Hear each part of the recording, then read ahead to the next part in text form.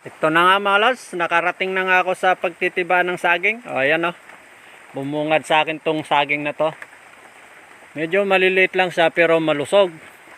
At ayun pa o, ito palang kasukalan na tong mga lods. Ano to, luya to. Ayan o, nangangamoy nga ang luya. Para makita nyo, ayan o, luya mga lods o. Ayan, luya yan. Kaluyahan yan hanggang dun. Yun lang medyo makasukal siya. Ay, ayaw naman pa-spray ng papa ko pa kasi daw mamatay yung luya. Mangyayari dito mga lods, tatabasan to. Yan. Pag nakaluwag-luwag, matatabasan to. Ayan o, mga luya mga lods o. Ayan.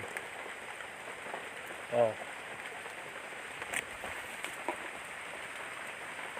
Doon, may sagingan din yan doon mga lods. Papunta ako doon sa pinagtamna namin ng mais. Mamaya papakita ko sa inyo yung pinagtamna namin ng mais mga lods.